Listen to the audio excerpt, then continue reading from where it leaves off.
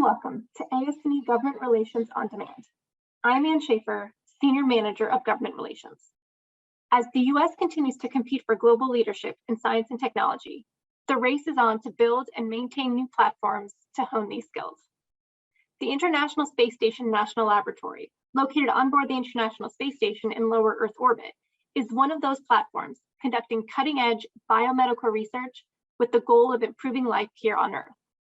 In this video, our colleague Joe Smith, a member of the ASME Space, Technology, and Engineering community, and Director of the Mechanical and Engineering Division at SC Solutions, chats with Dr. Michael Roberts, Chief Scientist of the International Space Station National Laboratory, about the benefits and challenges of research in lower Earth orbit. Take it away, Joe.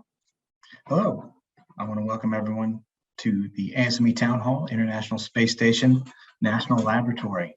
My name is Joseph Smith. I'm a Director of Engineering with a company called SC Solutions in San Diego, California. I'm very happy to be your moderator today for this exciting ASME Town Hall. I'd like to introduce our guest, Dr. Michael Roberts. Hey, Mike. Hi, Joe.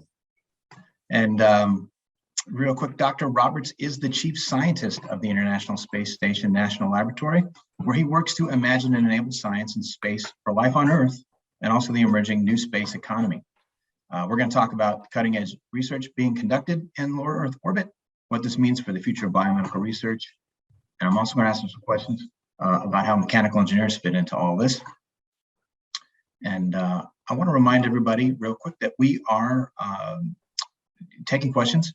Please use the Q&A button down there. Everyone can see at the bottom of their Zoom, and we'll be collecting those. And we're going to have a dedicated Q&A period towards the end of the town hall. So let's get right down to it. Mike, thanks for being here once again.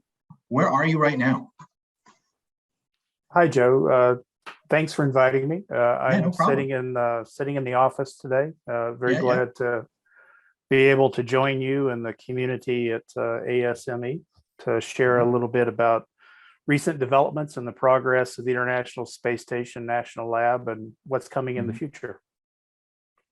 Excellent. How long have you been involved with the International Space Station Lab, the National Laboratory? So the International Space Station itself, as I'm sure most everyone in the audience knows, it's been operating in space for over 21 years now. So for 21 years, we've had a continuous human presence in space. I've been with the Center for the Advancement of Science in Space. We are a not-for-profit organization that works with NASA to manage the ISS National Lab. So the ISS National Lab itself was born a few years after the International Space Station began to be assembled in the space environment. The ISS National Lab was created in 2005.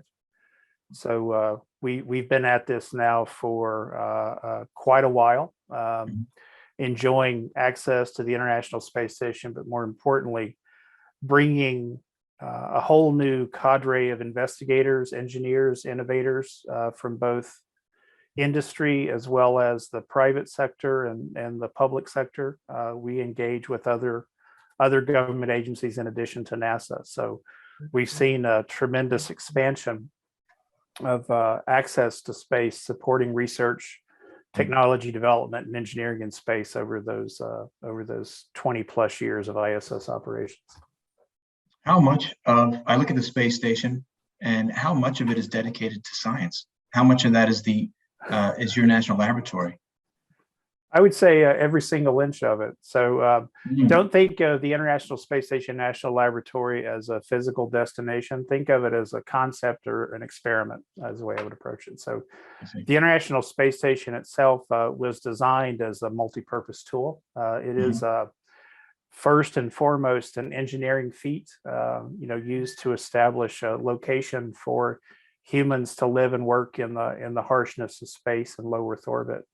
So every single centimeter of that flying laboratory is supporting research and technology development activities. We're learning how to live and work in that space. In space, we're learning how to operate mechanical systems that can maintain human health off Earth in the harsh environment of space. We're learning every day about the ways that our bodies respond to living in that environment, because we as a species, we don't seek to just stop at low Earth orbit or even the moon. We want to go even further, farther, and higher. So we utilize the International Space Station as a research platform to help enable that. The International Space Station National Laboratory itself has a slightly broader mission profile than the International Space Station itself. So the International Space Station was conceived and built and is currently operated by not only NASA, but by several international partner space agencies. And they're all focused on their agency's goals and furthering the exploration of space, specifically the human exploration of space, going beyond low Earth orbit to Moon, Mars, and beyond. The ISS National Lab opens that aperture up a little bit, in that we also seek to sponsor research and technology development that may not be directly exploration focused, but has value here on Earth. So if you have a research experiment, a technology development goal, if you're engineering a device that has a potential benefit to humanity or to the bottom line of your company, and it can benefit from access to that unique environment of space, then it's a candidate for a sponsorship on the ISS National Lab. What kind of science in particular? Space is very costly and difficult to get to. What kind of science, in your opinion, really benefits from being in low Earth orbit? Or what potential? Are there particular areas in general that you see there's real potential there? Yeah, there's obviously areas that our portfolio is focused on over these 15 plus years now. And there's certainly areas that are undiscovered, the undiscovered countries of R&D activities going forward. But we all understand that humans living in space for prolonged periods of time, for longer than a few days, when you're exposed to the microgravity environment for more than a week or so, your body begins to respond to that absence of mechanical unloading. That has direct effects upon your bones and muscles. So, NASA and all the international space agencies who've flown astronauts and cosmonauts and taikonauts now have understood this for a long time and have developed countermeasures for it. But those changes that occur in human physiology also offer insight into the human condition here on Earth. Some of that muscle weakening and weakening of that accelerated bone mineral density loss correlates very well with what happens to us here on Earth as we age, as part of the normal aging process. So we can exploit that in the research environment as accelerated models of disease.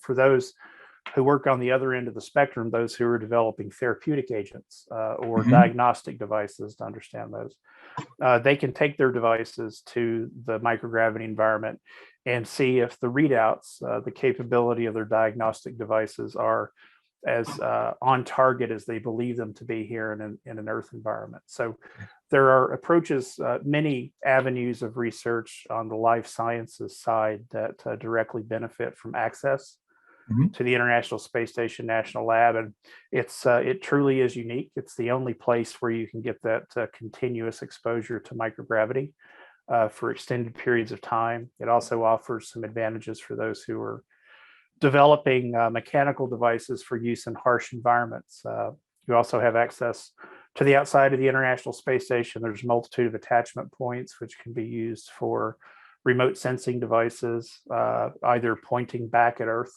for Earth observation or pointed out into space to learn more about the origins of our part of the universe out there. So from the physical sciences to the life sciences, there's many different areas of research that have benefited from access to space, and we continue to learn more every single time we do an experiment as scientists. We learn something new, and that very often leads not only to benefits, things that we can employ in the design of diagnostic devices or the improvement of component hardware.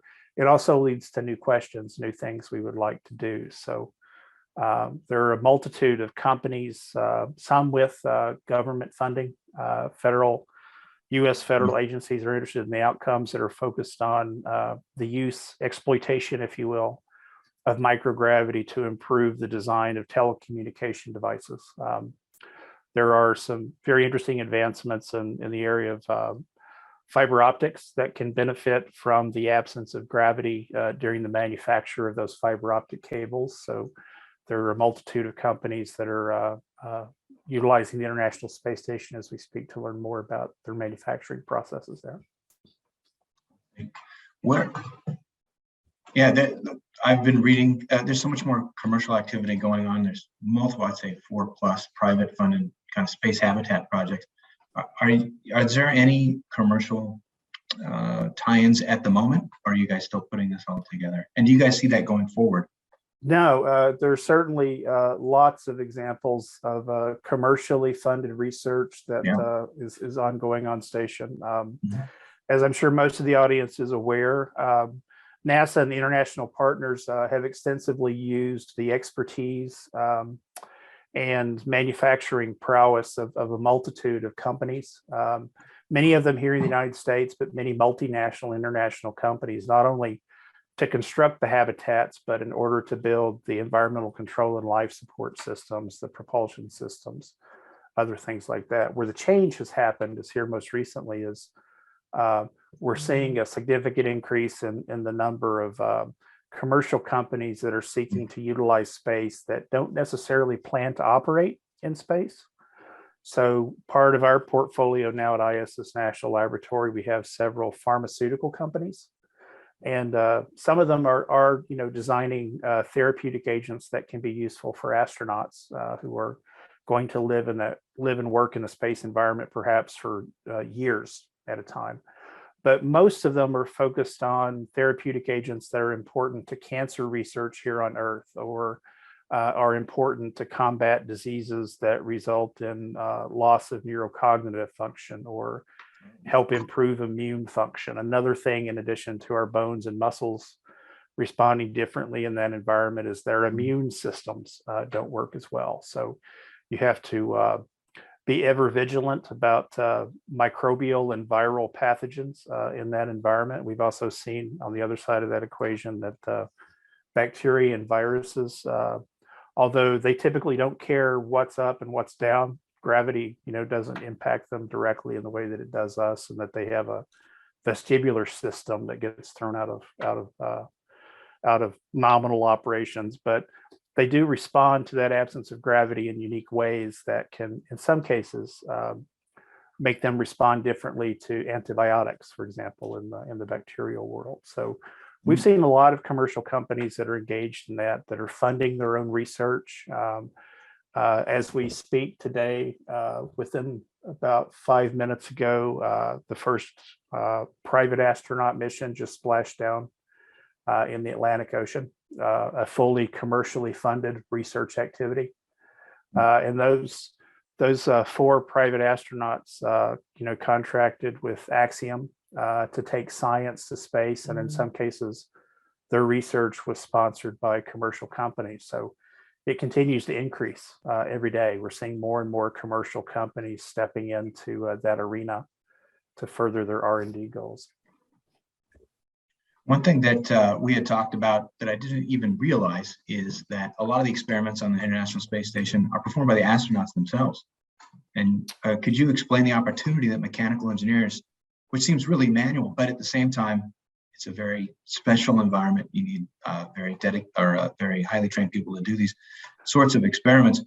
Where do you see the scope of mechanical engineers helping to increase the efficiency of that? You're saying that maybe automation is something that is the way of the future for improving efficiency. Yeah, as a scientist, I think we tend to overhear and perhaps sometimes overuse the term exponential increases, but certainly engineering is involved in every single aspect of living and working in that environment. And it's especially true of the need to support research and technology development activities in that environment. So as you just mentioned, the research paradigm for conducting R&D activities in space is currently that your hypothesis-driven science or your technology development project has to be placed into the hands of an astronaut to be activated in space. You're not able to currently fly up to the International Space Station with your experiment and do it.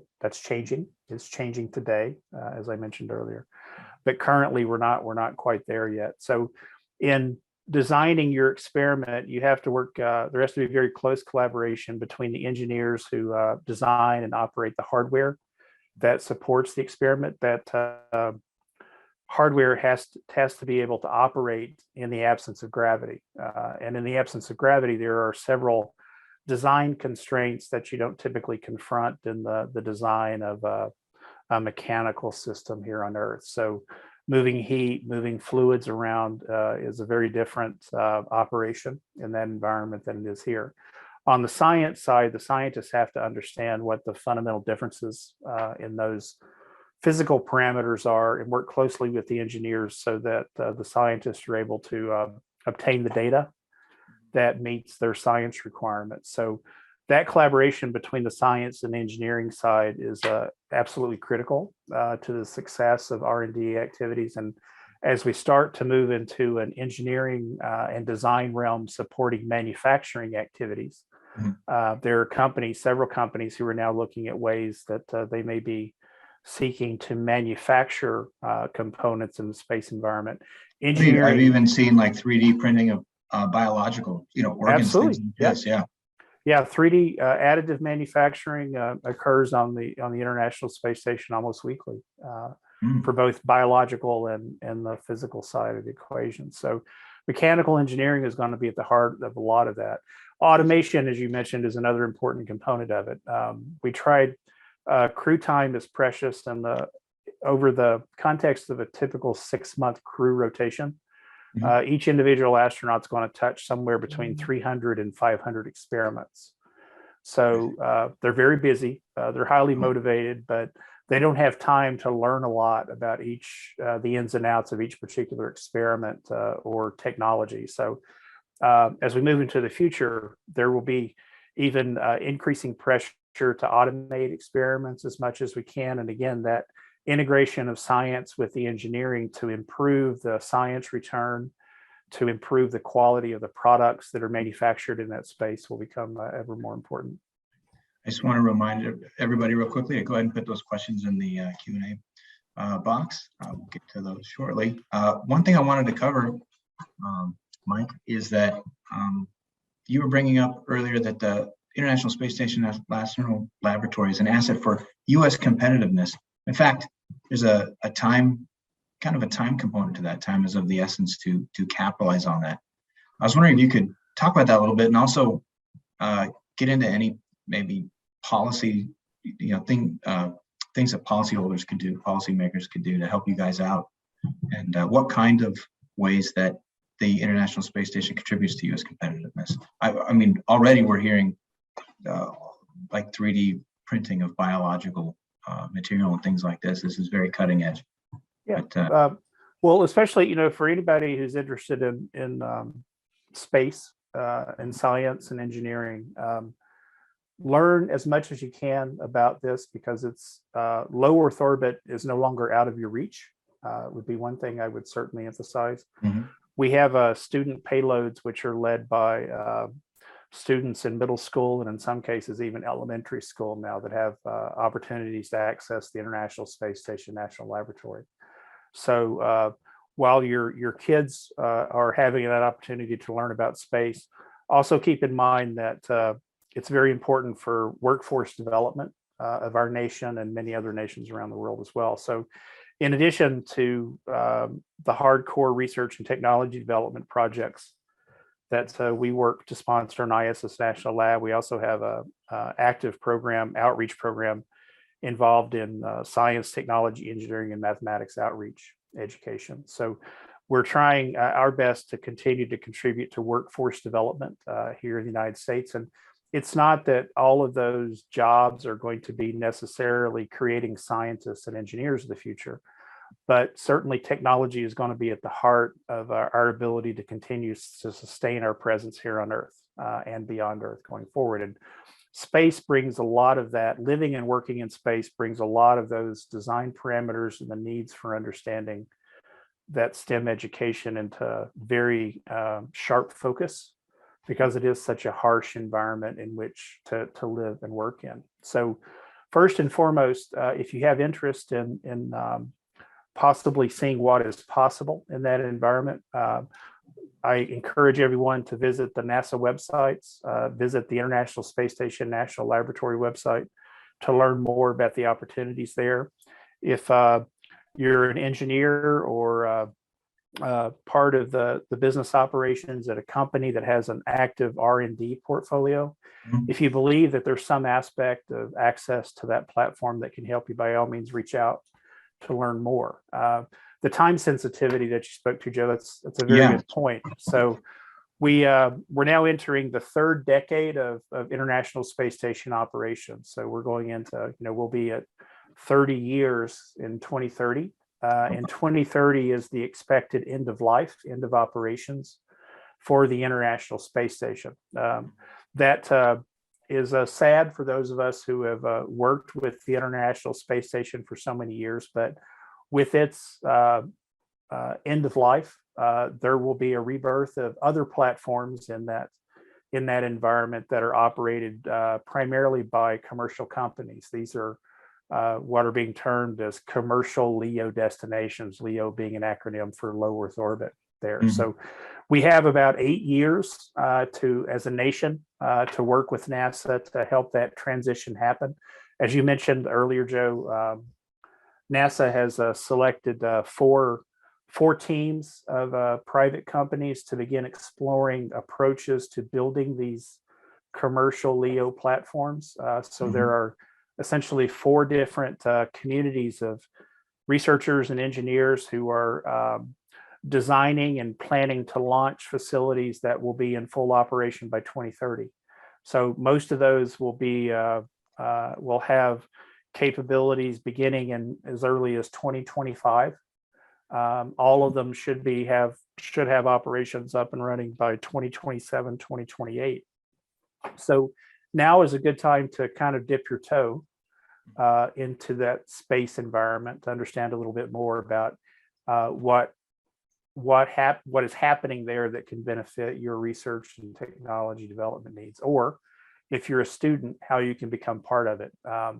There's a tremendous demand at these commercial LEO destination companies and at ISS National Lab for students, for young engineers, for a variety of disciplines that are absolutely necessary to help stand up that ecosystem of the future. So now is a great opportunity to learn more about how the International Space Station operates, and then even more importantly, how these future commercial platforms are going to improve upon the suite of services that are available in that environment, and how they're all focused on driving down cost there.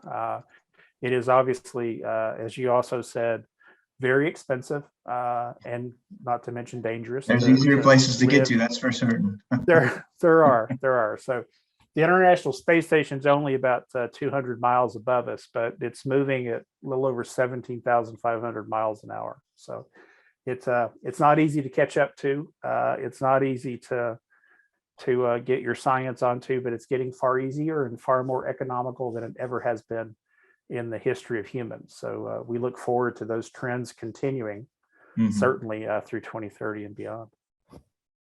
Well, we've been getting questions, and I've been getting them passed to me.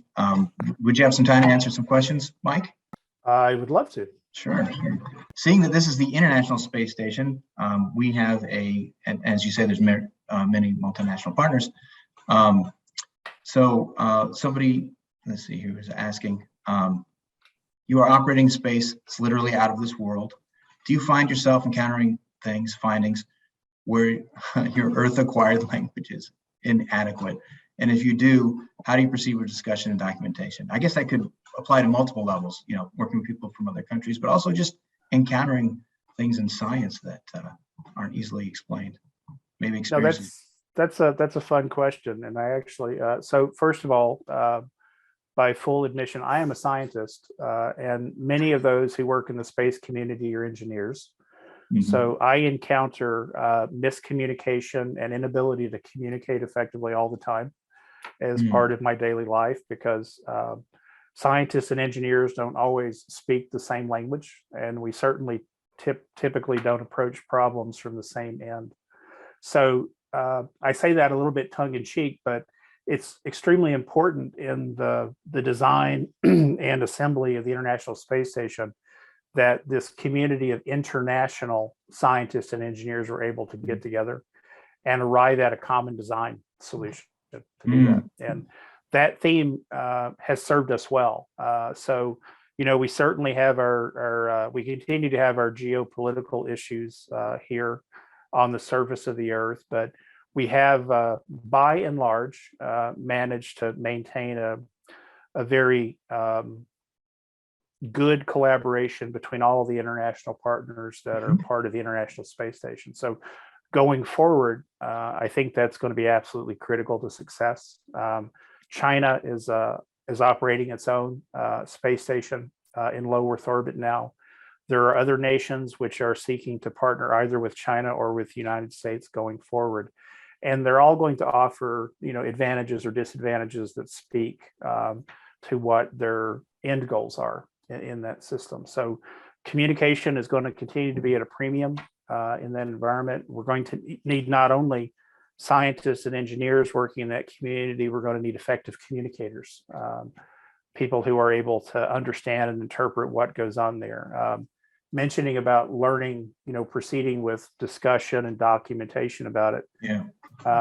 Science is the art of discovery. You're looking to discover something that you didn't previously understand, or you didn't understand in the depth that you felt was necessary. So as we continue to learn more about living and working in that environment, we're challenging ourselves every day. We're challenging things that we thought were true about human physiology. We're challenging the ways that we understand the onset and progression of disease. We're certainly learning new things about additive manufacturing in that environment, that although it's difficult to operate a platform for additive manufacturing in that environment, there are real improvements in the quality of the product that can be manufactured in that environment, because you're operating, actually doing the manufacturing in a completely different environment with that absence of mechanical loading and buoyancy driven convection there. It seems like you've stoked some, the questions are coming up. What kind of additive manufacturing R&D is going on in particular? Can you add more to that? Yeah, so there's a company that was, had its start in Northern California, then moved to Northern Florida, called Made in Space, and it's now part of Redwire. That's right. That's right. So they operated the first in-orbit assembly device, and their technologies now range from what I would call simple additive manufacturing inside the shirt sleeve environment of the station, to the on-orbit assembly of structures, including the solar arrays on board the International Space Station. So they've been able to scale, first of all, pioneer the operation of a platform in space for additive manufacturing, but they've actually been able to scale that so that you can start thinking about the assembly not only of satellites or component hardware, but even whole spacecraft in that environment. So additive manufacturing on the physical sciences side has increased demand significantly over the past 6 years. It's going to continue to grow in a very fast, rapid clip, because it offers some unique advantages. Although we have seen a tremendous drop in the cost of launching a payload from Earth and escaping gravity's well here on Earth, it is still considerably more expensive to go 200 miles up than it is to go 200 miles east, west, north, or south on the ground. So the ability to assemble hardware in that environment can drive down the cost of transportation, because you don't have to build devices that are hardened for the G force that's encountered during launch. You can launch stuff that doesn't necessarily have to be assembled, and then assemble it in orbit, and that can drive down costs. So we're starting to see not only economies of scale develop, but real insight into ways to improve the economic model for utilization of space based on those early tests. And you'll see, and yeah, and so you referenced ASME and these commercial entities looking to utilize LEO and the work of the U.S. Space Station National Lab. How do you see your work evolving, partnering more with these new commercial interests? Are there any ones that are on the horizon? I mean, you just talked about Axiom, and there's not. If there was one technology that is automatically linked to space, it's automated manufacturing space and additive manufacturing in space. And you've covered that really well. How about other types of technologies in commercial tie-ins? Yeah, there's certainly on the biomanufacturing side, I didn't touch on, we have at the ISS National Lab, we have active partnerships with both the National Science Foundation and the National Institutes of Health. Those are both very large federal agencies who sponsor a lot of fundamental and applied research here in the United States. And they have organizations at other nations that have developed similar portfolios. So our partnership with NIH, for example, is focused on tissue chips technology. So these are technologies that enable the utilization of human stem cells in engineered environments that can in some ways replicate the function of an entire human organ. And those are very useful. It's a technology which has been in development for over going on 20 years now. It's not quite ready for full clinical application, but it's made significant advances, especially over the past 5 to 7 years. But you're talking about growing a liver or a heart or something like this. I mean, that would be like the ultimate goal. Yeah. At the end stage, you could actually do organ replacement. But even before we're able to perfect the technology of growing a large 3-dimensional human organ, we can use these, what are essentially linear, they're not thick. They're not exactly thin either, but these thin tissue chips can be used for disease modeling. You can recreate a human or diseased liver from these adult stem cells, and you can study the ability of a particular drug or therapeutic agent to help not only prevent that disease from becoming worse, but actually treat it and help the patient recover. So the technologies that we learn in employing those tissue chips have several advantages for us, because since you're using human cells, we divorce ourselves from the obligation or the current state of the art, which is to use animal models in testing, such as rodents. So rats and mice are extremely useful in biomedical testing, but they are incomplete models in that as non-humans, they don't respond the same way to therapeutic agents, to drugs, or the disease onset and progression does not always exactly mimic what happens in humans. So these tissue chip technologies, since they're based on the use of human cells, will in time become a far more reliable test model for using that. We'll also have the ability, since these chips can be manufactured from your own cells, in the future, we'll be able to really do personalized medicine, where not only do you understand that so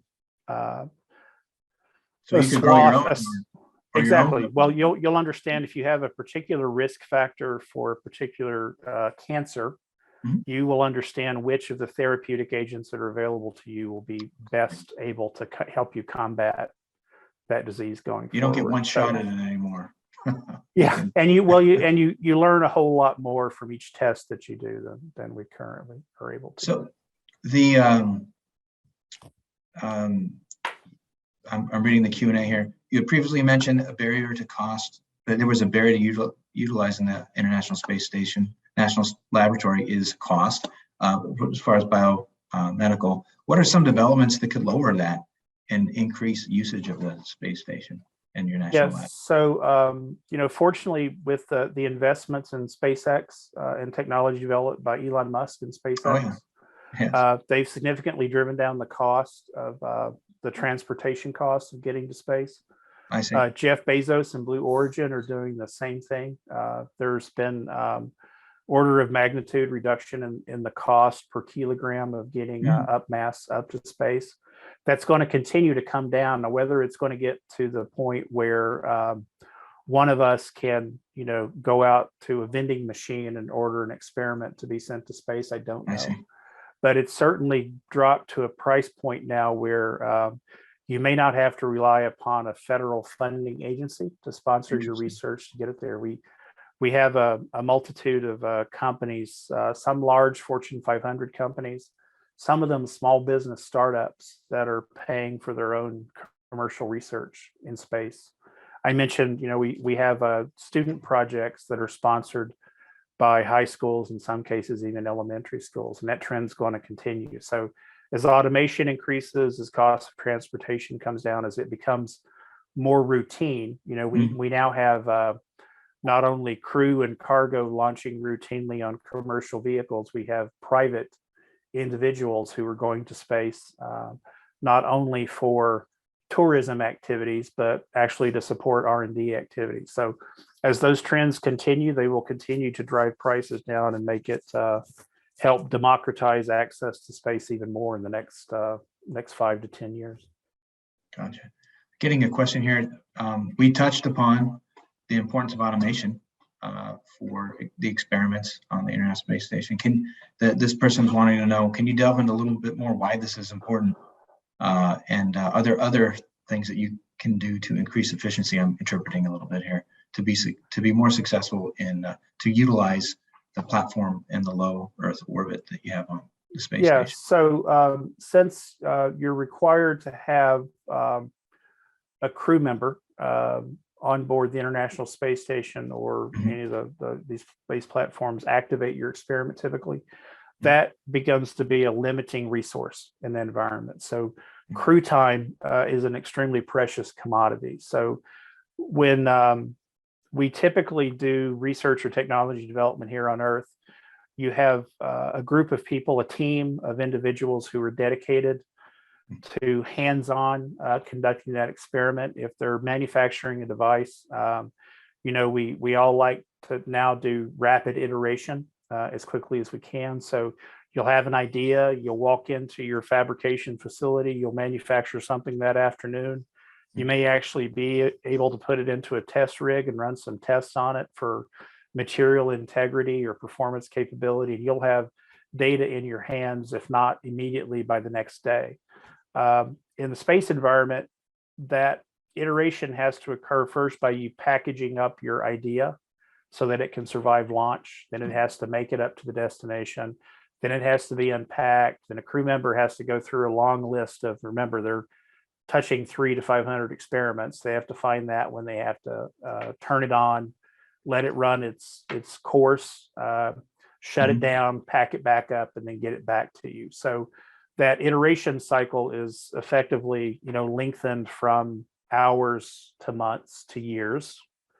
So automation can help you out tremendously there, because the farther you can get away from having to wait for crew time, the better off you're going to be. But as with all systems, there are trade-offs, right? You can increase tire performance, for example, by changing the rubber, but you may not have a tire that works very well at high speeds, but doesn't last as long on your car or doesn't provide as comfortable a ride. So the more you move into the automation realm, the more you have to have a firm understanding of what the operating environment is going to be for that automation, how confident you are in the ability of that system to operate as designed in the space environment, things like that. So moving forward, improving automation will certainly help us with throughput. We're always very interested in shortening that time cycle from idea to test to fail to retry to go back in, and automation will help us achieve that much faster than without. So Mike, time for one last question here.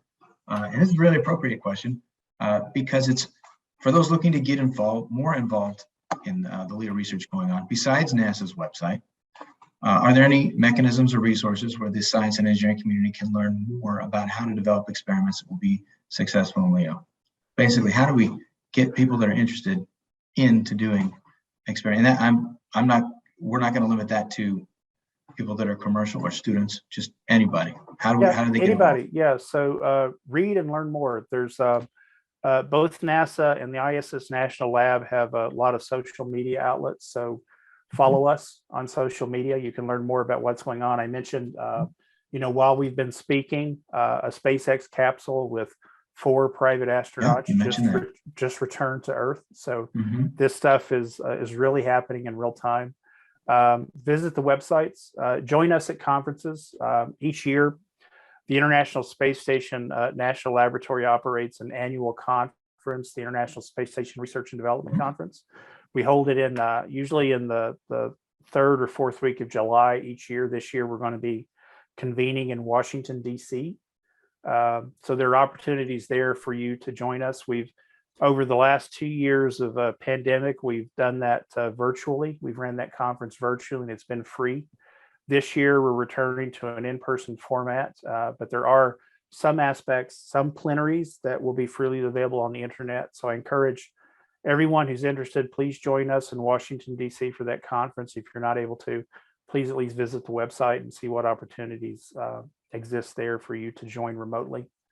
To see what's going on. And there are a variety of other conferences that either NASA, ISS National Lab, or both of us attend each year. So reach out, ask questions, be involved, and most importantly, keep looking up because there's a lot happening up there.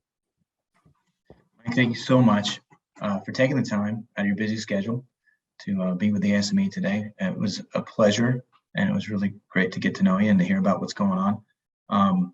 I want to remind everybody, if you guys are interested in hearing more about the work that the International Space Station National Laboratory is doing, please join the ASME. Please join us on May 18th at 2 p.m. for a panel session as part of the ASME Policy Impact 2022, exploring the biomanufacturing research and development that is being done on the International Space Station National Laboratory in more depth. So thank you very much, Mike. I appreciate it. And I want to thank our audience, and see you guys hopefully and on the 18th. Thank you, Joe, and I'd like to thank everybody who was able to join us today and everyone at ASME. I look forward to seeing everyone's science in space very soon. Very good. Thanks, Mike. Thanks, everybody.